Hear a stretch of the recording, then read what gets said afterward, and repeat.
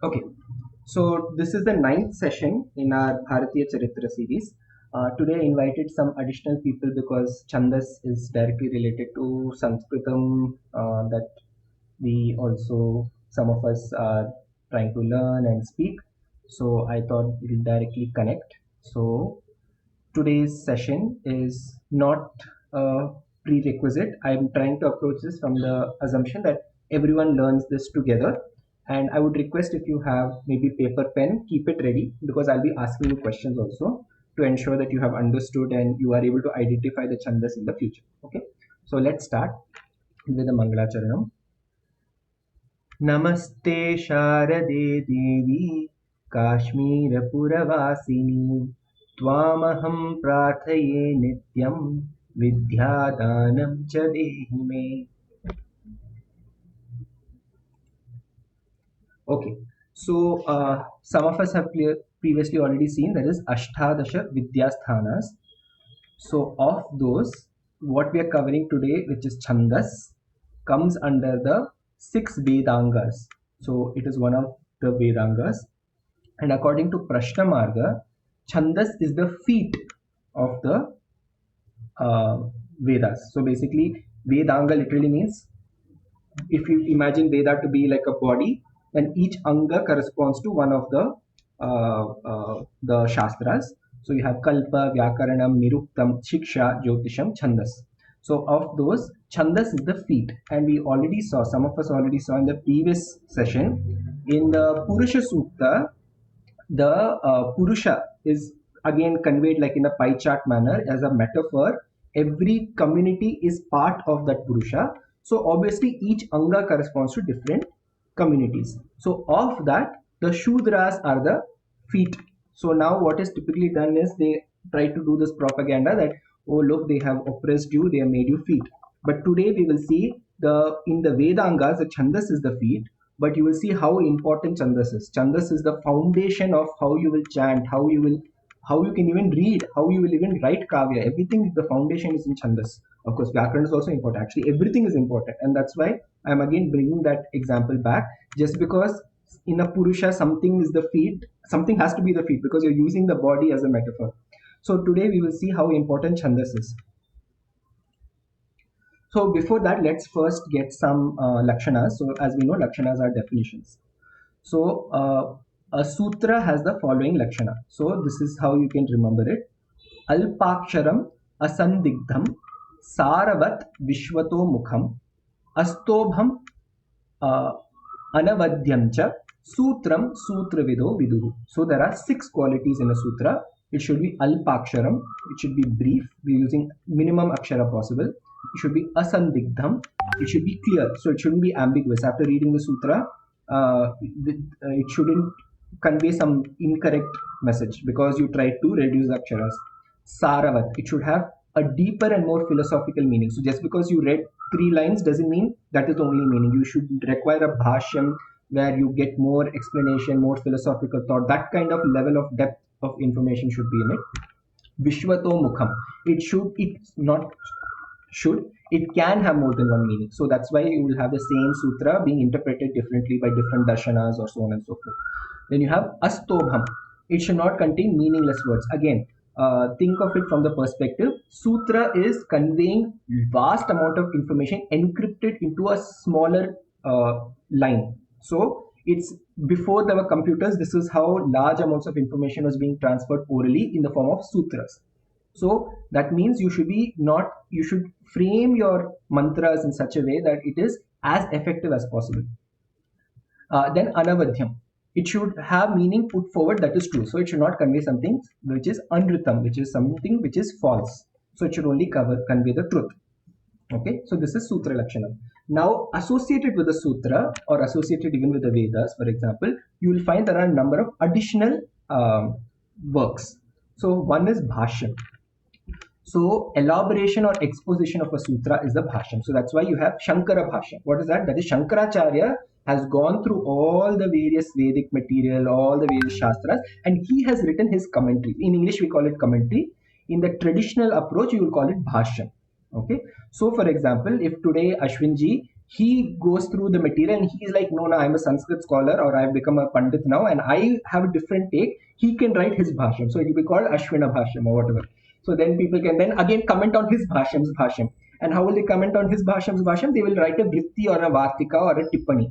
So let's say Varshita ji is like, no, Ashwin ji's analysis is completely wrong. This is my Vartika. So this is Varshita's Vartika. It will be called, and that will be a text which will comment or basically refute whatever Ashwin ji has written. So already that approach of what today we have, a scholarly article, citation and refutation, that concept was already there in Sanskritam through our Shastras. Only thing is now, because people don't know Sanskritam, they are not going through the Bhashya, they are not going through the Vartika, they are not going through the Vyakhyana, they are not going through the Tippani.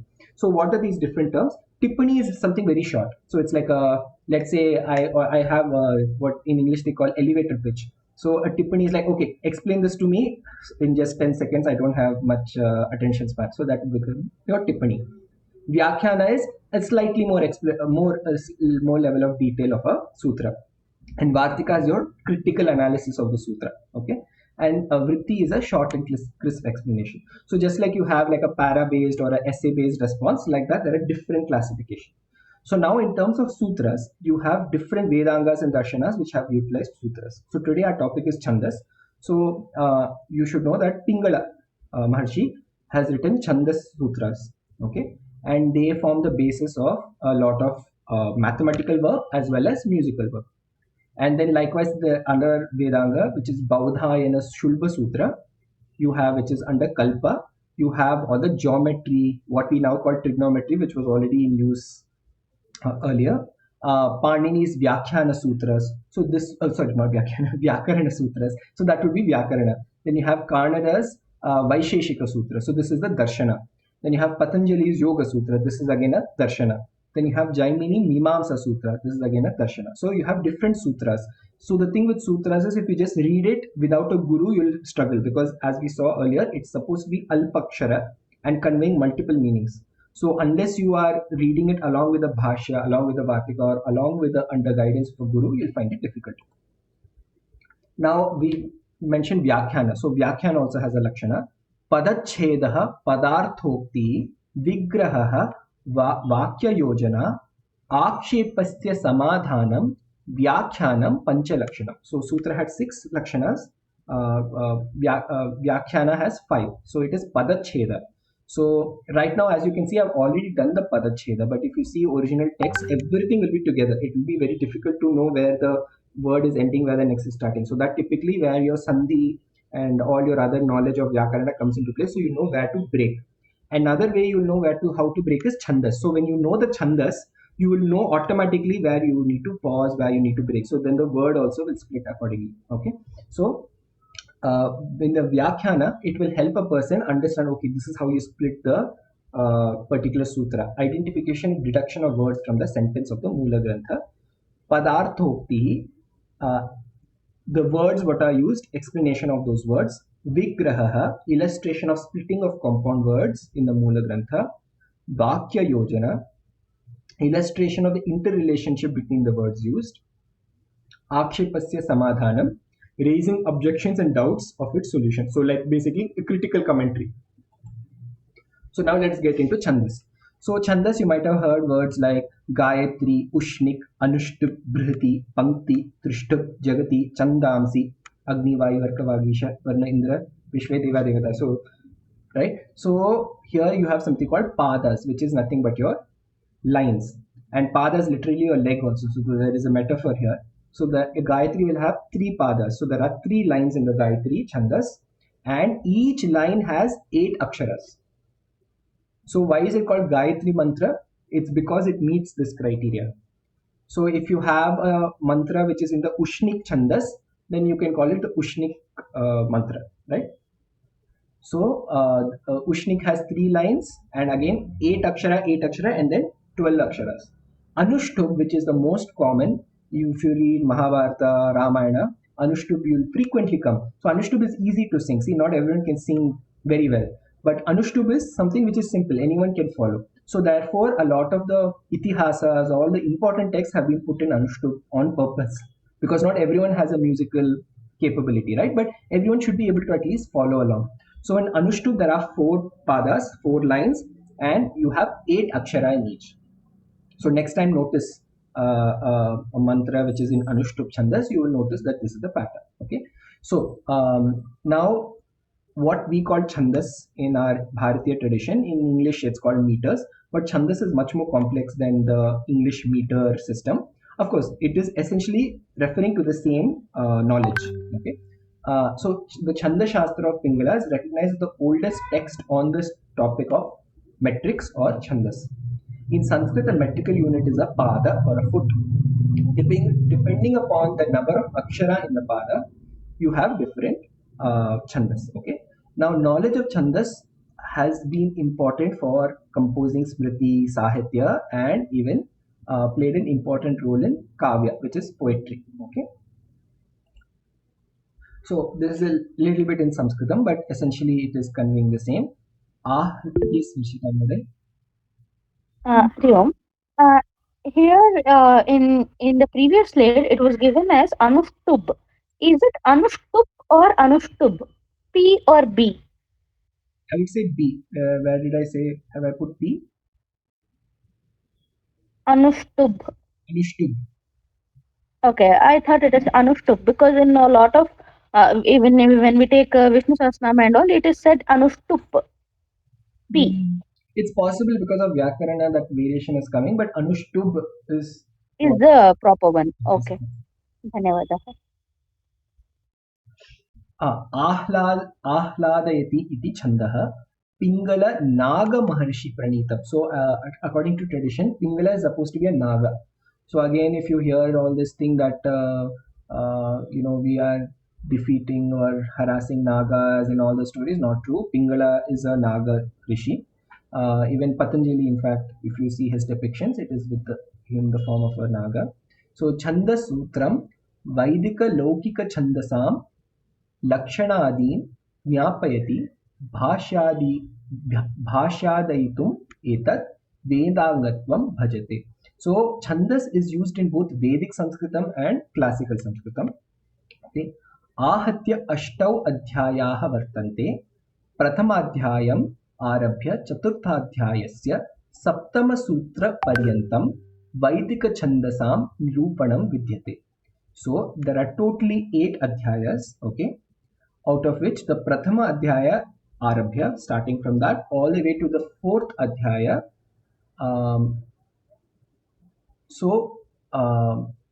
The 7th Sutra, Saptama Sutra Paryantam, till the 4th Adhyaya's 7th Sutra, Vaidika Chandas is explained, Nirupanam Vidhyate. After that, Anantaram Laukika Chandasam Nirupanam Vartati. So, after that Adhyaya, the rest of the Adhyayas until the 8th Adhyaya is covering all the Laukika Chandas. Okay. Now, what is this Vedic Chandas, Laukika Chandas? Now, as some of us already saw, the Sanskritam used in the Vedas is very different from the Sanskritam used in classical Sanskritam. Okay. So, whatever Sanskritam people speak nowadays, that is classical Sanskritam. So the Chandas rules also for the Vedic Sanskritam is different compared to what is used in classical Sanskritam. Anushtup and Gayatri, some of these which are ancient Chandas, those are common to both Vedic Sanskritam as well as to classical Sanskritam. But some of the Chandas we will see today that is applicable more to basically Kalidasa era onwards. So basically the period where classical Sanskritam is used. Okay. Okay. So Chandamsi Akshara Gananaya Jnatavyani. So through the count of Aksharas you can understand Chandas. Laukike Kevalam Guru Laghu Vyavastha Natu Vaidike. Okay.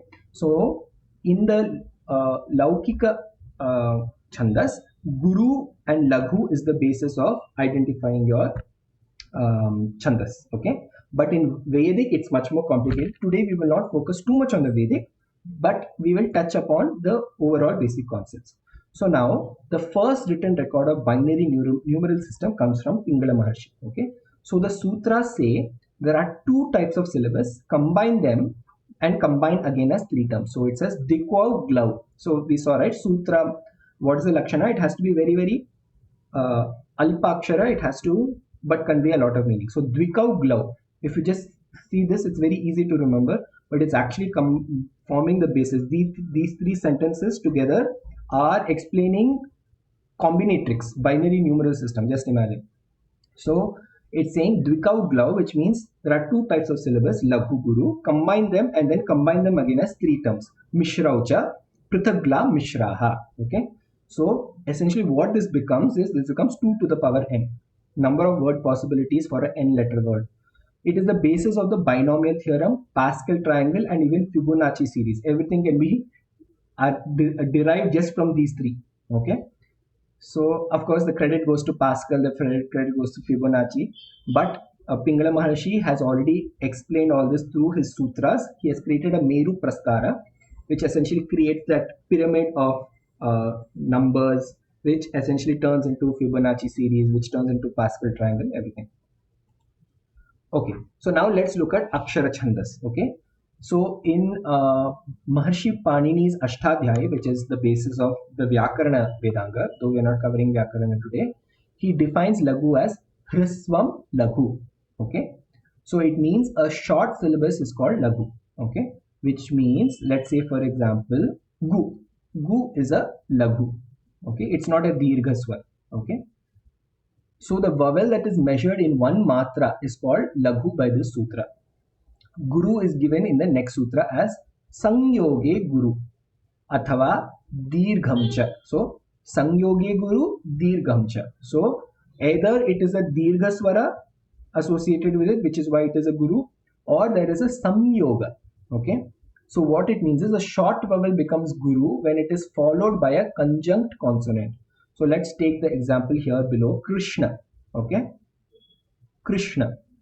So you have Kr. Okay, the first vowel is short. It is Laghu. But the next one is a Sangyoga. Right? So because there is a Sangyoga after the Kr actually when you speak it, you stress. Okay, so it becomes Guru. Therefore, Guru. Okay, Krishna, you should not take Kr as Laghu, you will take it as Guru. Any questions?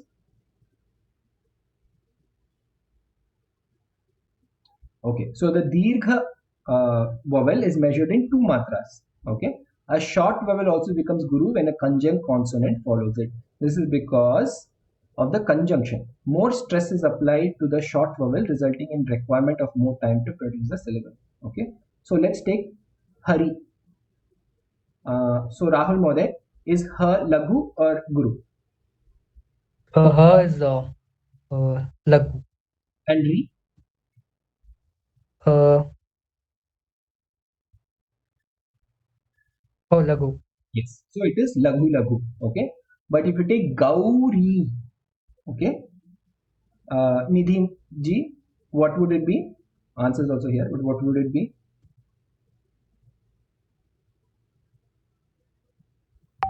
Nidhi ji? Okay. Varshita Moday? Gau is Guru, Re is again Guru. So this is Guru. Okay.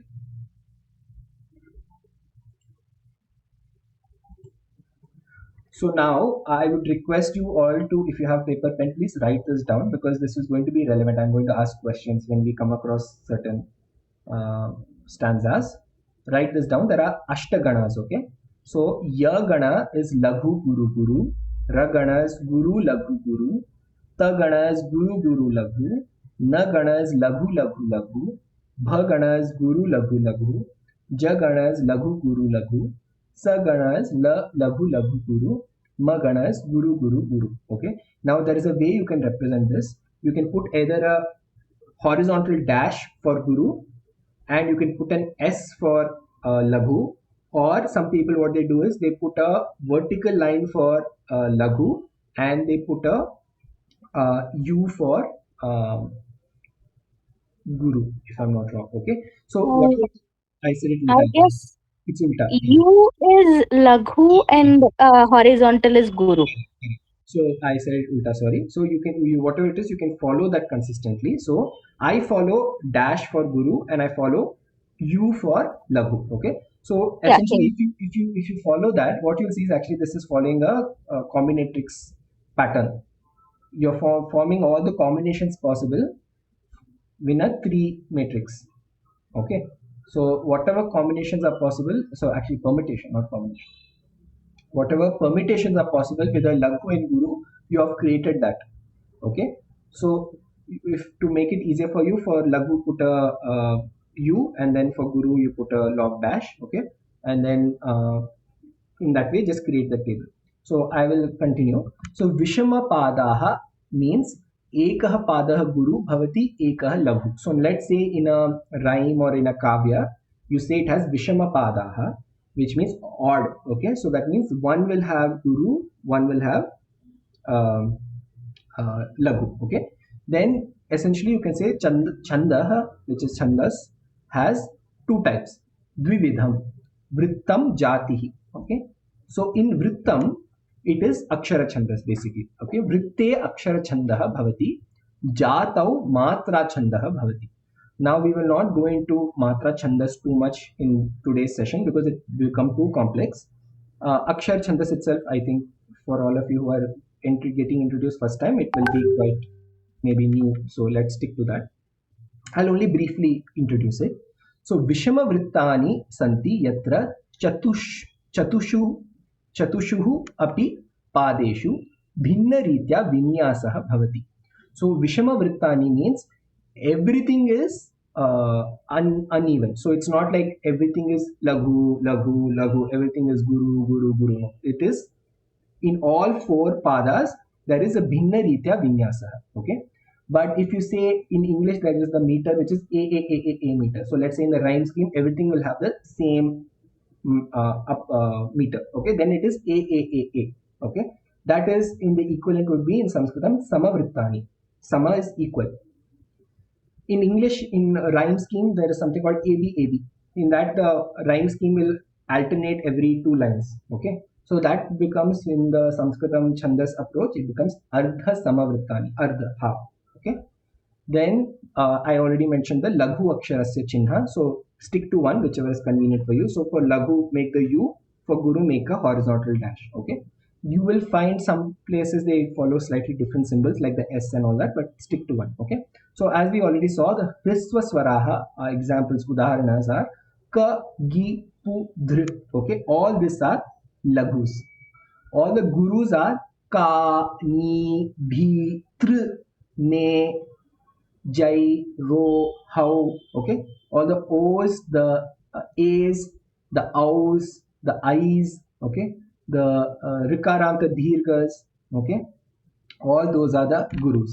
But addition to that, remember, if there is a Hrisvaswara, like in Krishna, but there is a Sangyoga after that, that Kr also becomes a Guru. So just remember that rule, right? So in Krishna, it was, if the Kshna had not been there, you would take this as Laghu. But because the Shna is there, this becomes Guru. Okay, so remember that. So let's take the example of Bhiksha. Okay, now Bhi is actually Laghu. Okay, but there is a Ksha which is a next to it. So it becomes what? What does it become? Bhiksha. Bhi becomes Guru. And Ksha, as it is Dirgha, it again becomes Guru. Okay. So now I'm going to ask you all to try. Dhi Shri Tri. Please tell me, is it Laghu, Guru? What is it? All of you. Guru, try. Guru, Guru. Okay. So Vashita ji, next one you should not answer. Okay. So it is Guru, Guru, Guru, which is the Magana. Okay. Next one, Varasa. Laghu Guru Guru. Laghu, Guru, Guru. Yes, which is the Yagana. Okay. Next one, Kaguha. I mean, these are just made up words just to explain the Kaguha.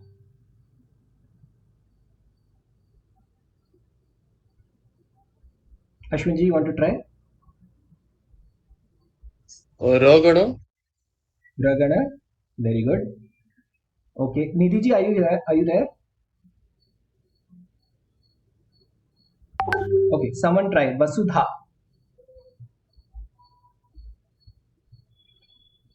Sagana, Laghu Laghu Guru. Satekva. Satekva. This has samyukta.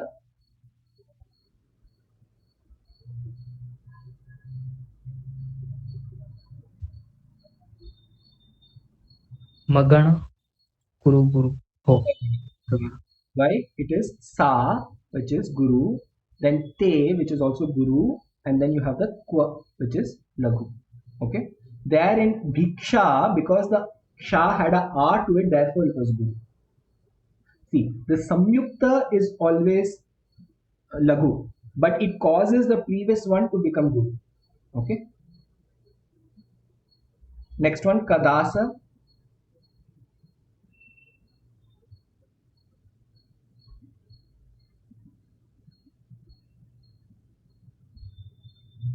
Laghu Guru Laghu. Jagana. Very good. Laghu, Guru, Laghu. Next, Kimvada.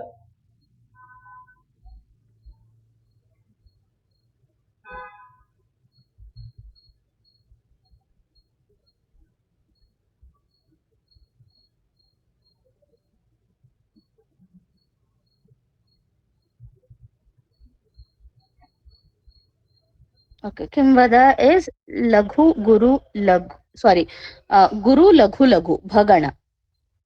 Guru, Laghu, Laghu. So this is Guru, Laghu, Laghu. Okay. Nahasa. Ashwin Mode, try. This is Lagu Lagu Lagu, right? Nagana. Yes. Okay. Laghu, Laghu, Laghu. Very good. Rahul Mode, Cha.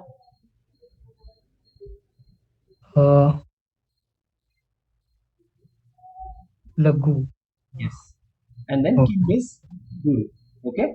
So what will happen, you will see is, we'll see next. Let's take the example and udarana of Vasanta Tilaka. Okay. Now I've kept this here for your reference.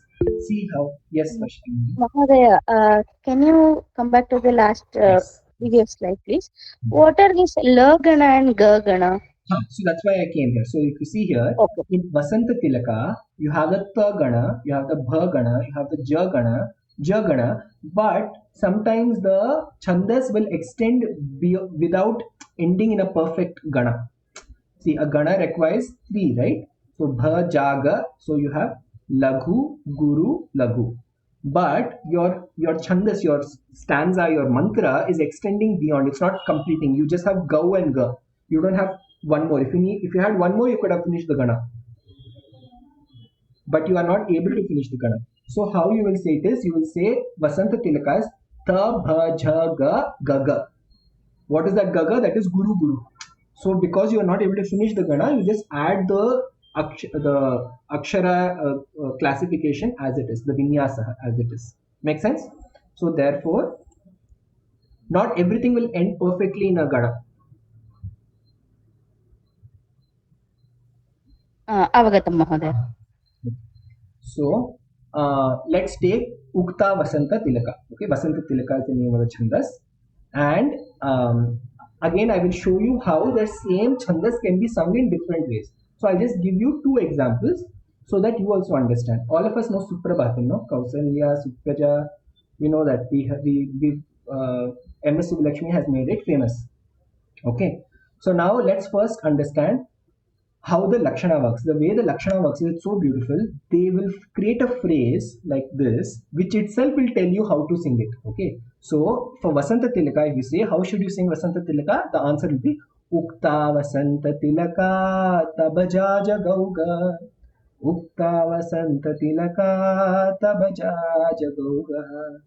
Ukta Vasanta Tilaka Tabaja Jagauga. Ukta Vasanta Tilaka Tabaja Jagauga. Literally it is saying how to say Vasanta Tilaka. The answer is Tabhaja Jagauga. And what do? When you do the actual analysis calculation, you will see it is, oh, it is Tabhaja Jaga. And that's literally what it's saying. Ukta Vasanta Tilaka Tabhaja Jagauga. It's literally telling you in the line that this is the answer. And when you apply it on the sentence, it will also apply correctly. Okay.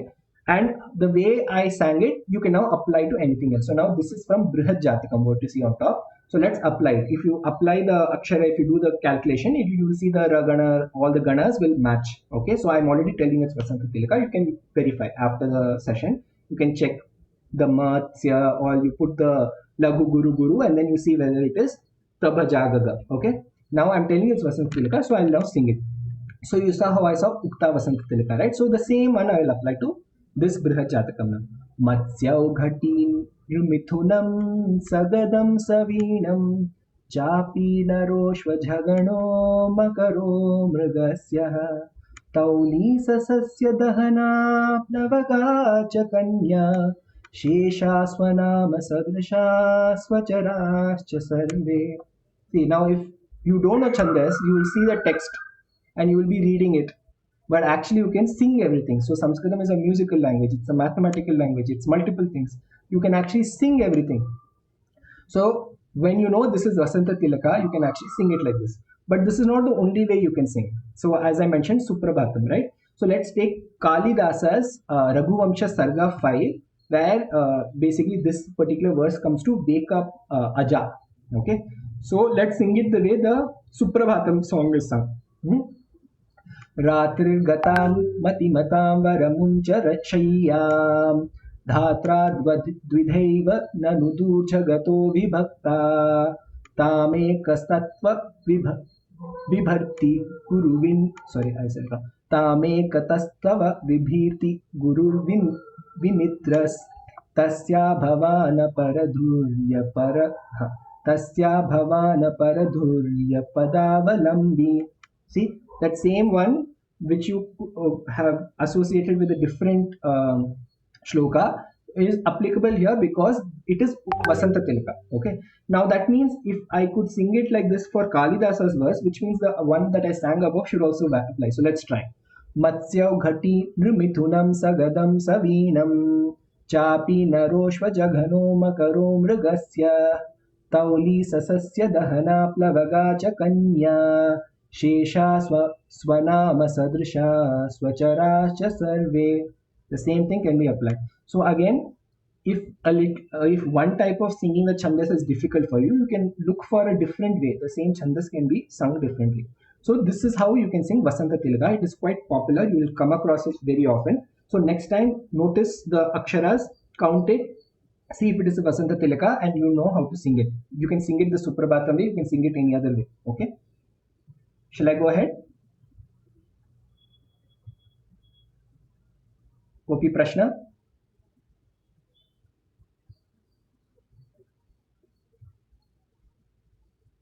Oh, Vrashita Mother, yes. Oh, sorry, I didn't hands down. Sorry. Okay, shall I go ahead? Astu Mahodaya. Okay, let's take another one. This is Totaka. Okay, this Chhandas is Totaka. Now you can see that syllables per pada is 12. So it should have 12 aksharas. Okay, and that is an interval. What is known as interval is a yati. So a yati after 12. And the sequence is Sagana, Sagana, Sagana, Sagana. Very nice, very simple. Which is Laghu, Laghu, Guru, Laghu, Laghu, Guru, Laghu, Laghu, Guru, Laghu, Laghu, Guru. So let us now sing Totakashtakam. Now you know why it's called Totakashtakam, because it has a Totaka Chhandas. Okay, just like the Gayatri Mantra is Gayatri Mantra because it uses the Gayatri Chhandas. So how will you sing the Totakashtakam? Karuna varunalaya palaya mam bhavasagara dukha viduna hridam rachaya khila darshana tattva vidam bhavashankara deshikame sharanam. See, because it is Laghu Laghu Guru and there is no variation, that repeating, what should I say, that kind of rhythm is there to the chant, right? So what is the meaning? O ocean of compassion, save me whose heart is tormented by the misery of the sea of birth. So birth is being described with a sea. Make me understand the essence of all philosophies. You are my refuge, O Master Shankara. Okay. So let's go ahead now. Now, again, I will not go too deep here because, first of all, I am not an expert in Matra Vritta. We will stick to Akshara Chhandas, but I'll just briefly introduce that there are other Chhandas also. Okay, so Matra Vrittas are those where the Chhandas is governed by the number of Matras in each pada. Till now, we were seeing the Aksharas. Okay, so for example, a Matra Vritta can have 16 Matras in a pada in order to fulfill the required Matras. Any combination of Lagu's Guru's syllabus can be used by the poet. So what is more important here is the matras, not the Lagu Guru. Okay. Lagu consists of one matra and Guru consists of two matras. Thus 16 Lagus or 8 Gurus can complete the 16 matras. So in a Matra Vritta, what is more important is the how many matras are there. So you can achieve that by using 8 Gurus, or you can achieve that by using 16 Lagus, or a combination of Guru and Lagu to achieve that 16. Okay. So or a combination of 6 Lagus and 5 Gurus can also do the same. Okay. So Arya is a very important example of a Matra Vritta, and its definition is as, or Lakshana is, Yasyaha Prathame Pade Dwadasha Matras Tatha Tritiyepi Ashtadasha Dvitiye Chaturtake Panchadasha Sarya. So what it's saying is there are 12 matras in the first and third quarter. Quarter means the pada. Okay, pada is 1/4, right? 18 in the second and 15 in the fourth quarter. Then it is an Arya meter. Okay. Now an example of that is the Shatapadi Stotram by Adi Shankaracharya, whose first verse is as follows. I'm going to actually play the song to you so that you can experience it directly. One moment.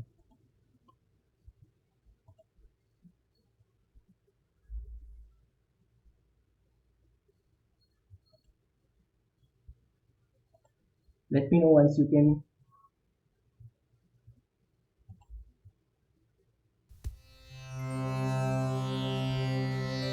It's playing, right? Yes, audible. Vishnu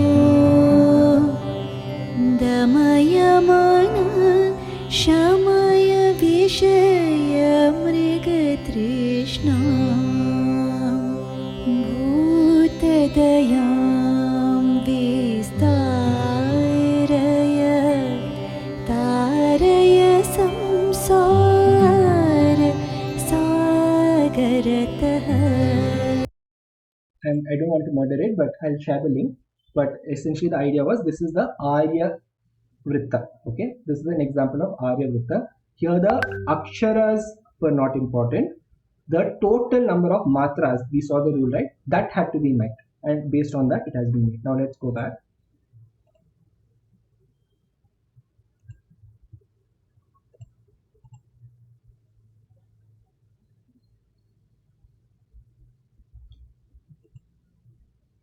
Yeah, so this is what we just heard. Avinaya, Mapanaya, Vishnu, Ramaya, Mana, right? It went on.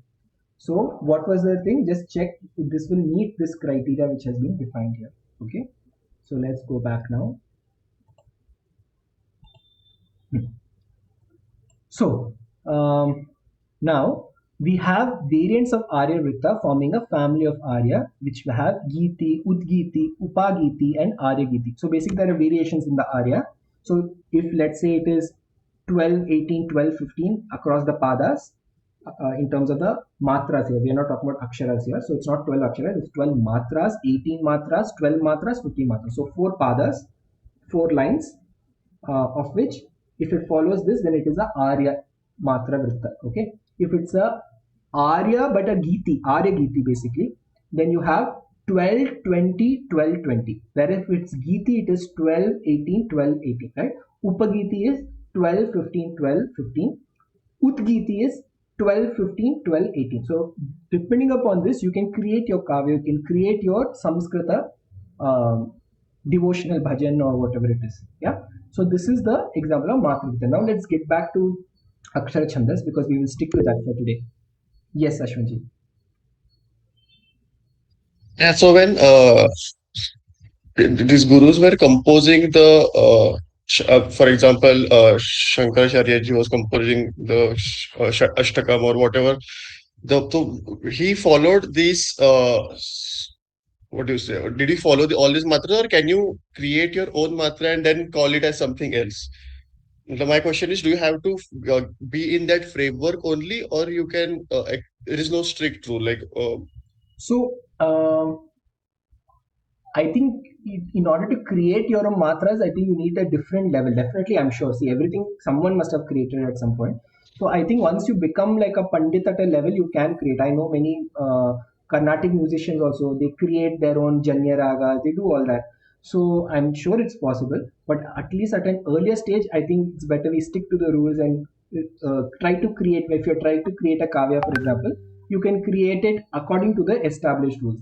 Maybe once you become a high level, then you can start playing around and creating new ones. I'm sure it's possible to create, but Okay, no, I'm not talking about myself, but the yeah. great. So, for example, the Vedanta gurus, Ramanujacharya and Shankaracharya, they Mm. have these writings which they were intellectual giants as well. So my question was, did they also, but they also, matlab, trying to fit it into this framework so that it reaches to a more, it's Mm. easier to chant and easier to understand, So or I don't have a specific answer, but as far as I know, because we saw in some examples that even works by Shankaracharya, it's following the existing rules of Chandas.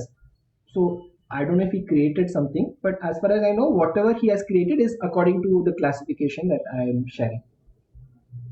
Varshada, Um, would you want to share something? yeah, I want to give some information. Even in small slokas and all, there will be one chandas we can see. But in the kavyas and all, we can see multiple chandas used for different phrases also. So we can think that they have stick to some rules definitely, but it can be mixed with the different chandas combinations.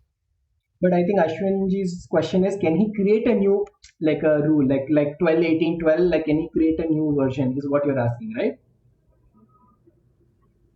For example, not you're asking. me per se, but yeah, can Yeah, anyone, yeah, yeah. I'm, can I'm an just saying, expert see, in, anyone yeah, today. So instead of yes. 12, 18, 12, 15, let's say I make it 12, 12, 12, 12, and that doesn't exist as a name. Can I like make it a new one? First of all, we'll have to check. Maybe there's already a version like that, right? So if it's already existing, then you have not created something new. But if let's say it does not exist, then let's say you have enough knowledge. I'm sure uh, if you make it popular enough, eventually people will accept it. Okay. Namaste, Seema Moday. Namaste. Okay, so now let's look at yati. So I used the term earlier as well. So yati is nothing but a pause. Okay. So in Chandas Shastra, it has decided that certain specific places and verses, the reader or the singer is supposed to halt for a second and then proceed ahead. So these places are called yati. Okay. So these rules are very strict. So in Chandas Shastra, you have to follow. Let's say I'm saying I want to do Vasanta Tilaka. First of all, Vasanta Tilaka does not have a yati. That's why I gave that example first. But there are some like Shardula Vikriditam which does have a yati and you have to take it into consideration. Why? Because when you're creating your kavya, if you don't factor in that yati, your vakya, your sentence will end up breaking that word in a manner which is against Vyakarana principles. So you have to factor in the yati so that when you are framing your kavya, people pause at the right time such that the pada vibhaga is happening correctly, the sandhi is happening correctly, and accordingly we are able to sing. Okay, so let's take the example of we saw Vasanta Tilaka, right? So let's look at the similar one for Shardula Vikritam, which is another Chhandas. Okay, so how will you sing this? सूर्याश्चैर्यदिमः सजौ सततगा शार्दूलवीक्रीडितम्. Now, did you notice there was a gap between Satataga and Shardula Vikritam? That is the yati. So even before I finished in Ukta Vasanta Tilaka, what did I do? Ukta Vasanta Tilaka Tavaja Jagauga. I already finished the sentence, right? So whatever it's that line was, I finished it without a pause. But with Shardula Vikritam, I have to take a pause. Suryaschairyadimah sajau satataga Shardulavikriditam. So there is a yati at this point. So now if you count the aksharas, you'll see in the rules that you're supposed to take a pause after these many aksharas. So now here, what is it saying? Suryascha is a reference to the place of yati in this meter. Okay. So Surya or the sun refers to the number 12 and Ashwa or horses refers to 7. Thus, this meter with 19 syllables, that is 19 aksharas, will have its first yati after the 12th akshara and the next yati after the 7th, counting from the 12th syllables. Okay, that is after the 19. So there is one yati here and there is one yati here, is what this is saying. Okay, thus Shardula Vikrita has one yati within its pada and a second one at the end of its pada. Okay, now there are other chandas like Indra Vajra, Upendra Vajra, which do not have any yati. This yati or pause is important, as we already explained. So let's go ahead.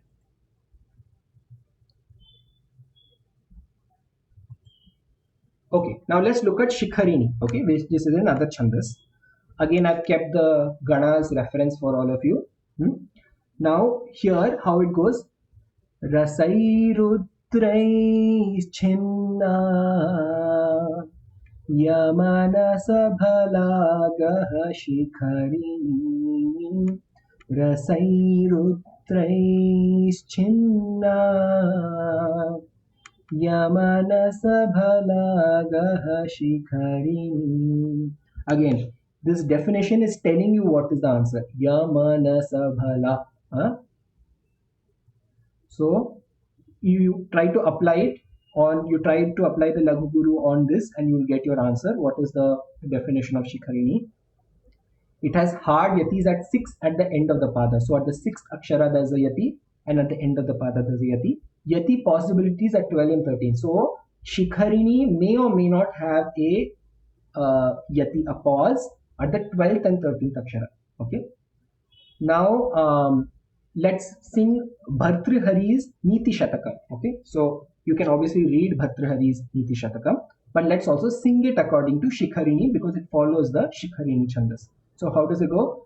Rasairutraischinna Yamanasabhalagah Shikharini Yada Kinchit Nyoham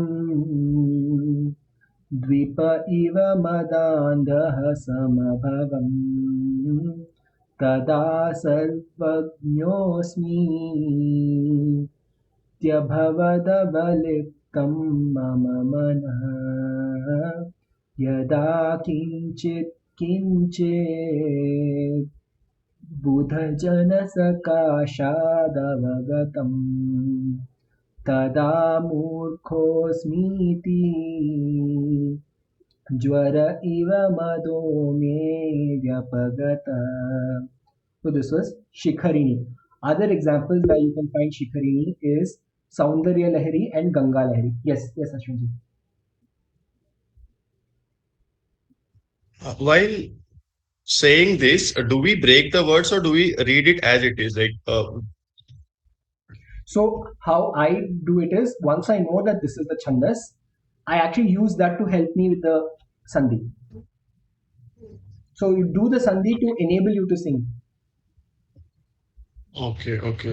So for example, Kinchit, Kinchit, right? So here everything is together. Because I know I have to pause in these many syllables, I knew I could stop at Kinchit. Otherwise, even I might have struggled. Should I stop at Buddha or should I stop at Kinchit? Right? But because I know that Rasairutraischinna, so I know it is Yada Kinchit Kinchit. So I know I can finish it like that. Otherwise, even I would have not known. So that's how we can sing. Okay. Now I understand not all chandas are easy. That's why Anushtup is very, very common. It is simple to sing. Everyone can access it easily. Now let's go to Mandakranta. Okay. So Meghadutam by Kalidasa uses Mandakranta and it uses what is the format? Mabhanatatagu. What does that mean? Magana, Bhagana, Nagana, Tagana, Tagana, and then one Guru at the end.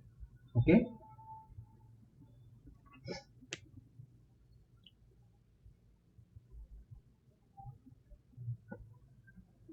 Let me first play one example of how it can be sung.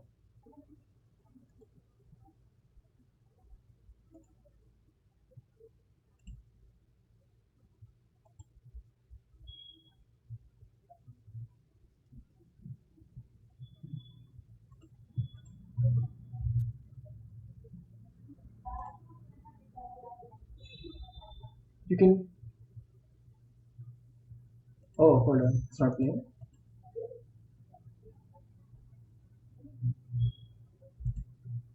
You could not hear the audio, no? No, we were able to. You're able to? Oh, I'm sorry. Yeah, the audio was audible. Yes, yes.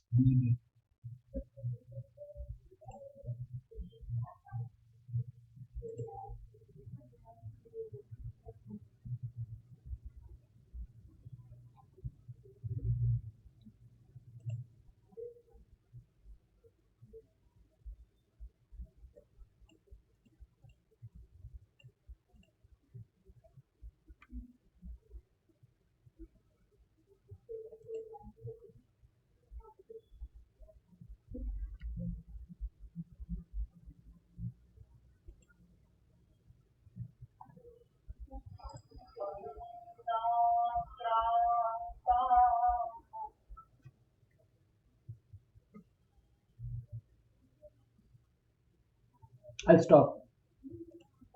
I'll stop now. Okay.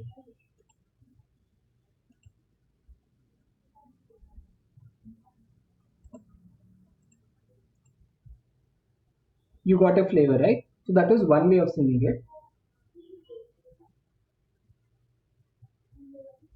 Can you hear me? Yes, yes. So that is one way. Here's another way. So if you see here, Mandakranta Budhirasana Shay Mobhanau Tau Yagnu Yagayugmam Mandakranta Budhirasana Shay Mobhanau Tau Gayugmam. Okay, so applying that here, you can go Kashchit Kanta Viraha Guruna Swadhikara Pramattah Shapenastam Gamita Mahima Varshabhogyena Bhartu Yakshashchakre Janakatanayas Snana Punyodakeshu Snigdhachaya Snigdhachaya Tarushu Vasatin Ramagirya Shrameshu. So you saw how that other lady was singing, but this is another way of singing. And likewise, I'm sure there are more 100 ways of singing it, but you are following the Mandakranta way of singing. So here it has ma bha ta na ta ta guru. Okay, so it has strong yatis at positions 4, 10, and at the end of a pada, marking 3 distinct regions. Vilamba gati before the first yati, druta in the middle, guru heavy in the madhyama gati later. Okay, and guru heaviness makes for greater time for enunciation, leading to a feeling of a slow manda flow. Okay, and it's good for rasas when you want to use shanta, karuna, vipralamba, shringara. Okay, so Kalidasa uses it in his Meghaduta. Now here's an interesting thing, because it's called Mandakranta, adding a Laghu and Guru at the beginning of Mandakranta line results in a Megha Vispurjita with a Yati position shifting by 2. So basically, like a cloud getting pushed, you're adding a Laghu and Guru, therefore the rules get pushed by 2. Okay. Let's close with Anushtup, which is the link between Vaidika, Purana, Kavya, and Shastra. So this is a Chhandas with most content in Sanskritam texts. It is classified under the Akshara Jati class. Difficult to capture a definition. Why? It is typically defined as having 4 padas and 8 aksharas each. So the Lakshana, which is typically you will come across, is Panchamam Laghu Sarvatra Saptamam Dvichaturtayoho Guruhu Shashtham Cha Padanam Chaturnam Syad Anuštubhi. Okay, so but this definition Lakshana is incomplete, which is a dosha. That's because there are multiple examples you can show where the Anushtup Chanda is being used, but it is violating this rule. Okay, so Valmiki's Valmiki Ramayana, if you see the 6, 7 of Pada 1, so here it will not follow the rule above. If you look at Kalidasa also, he has not followed that rule consistently. Amara Simha also you'll find in his work. So therefore this definition is not exact, because we see in history our forefathers have used other variations which aren't exactly fitting this Lakshana. But Anushtup is extremely popular since the Vedic times. Okay, there are other rules also. Avoid laghu, laghu, laghu at the beginning of all padas. Avoid something, then laghu, then something at the beginning of even padas. Okay. So madhyama gati with preponderance of gurus. There's a lot of gurus. Natural for Vaidika and Laukika Sanskritam. Only padayati, no yati is imposed. More freedom than other meters and laghu guru arrangement. It's not requiring you to say this has to come first, then that. Even long fragments in our itihasas don't become monotonous in the Anushtup shloka. Flexibility to go from 42 matras to 58 matras. So that much flexibility is there with Anushtup. Okay. So therefore, naturally, it's easy to sing it also. So all our itihasas, a lot of our shastras use Anushtup Chhandas. So Anushtup Chhandas is the link between Vedika Sanskritam and classical Sanskritam today. So with that, I will like to close for today. Maybe if any of you have any thoughts, did you learn something? Hopefully you can apply this in other shlokas also. Who wants to close with a Shanti mantra? Anyone can go ahead, unmute and we'll close.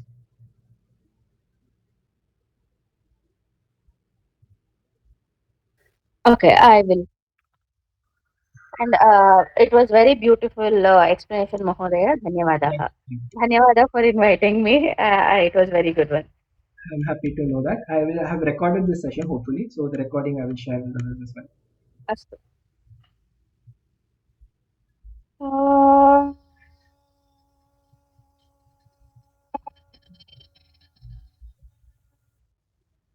सहना भवतु सहनौ भुनक्तु सह वीर्यं करवावहै तेजस्विनावधीतमस्तु मा विद्विषावहै ॐ शान्ति शान्ति शान्तिः लोका समस्ता सुखिनो भवन्तु धन्यवादः Okay. Thank you everyone. Agrima Shanivasare. We will meet again for those of you who are still interested in history. Okay. Ram Ram. Ram Ram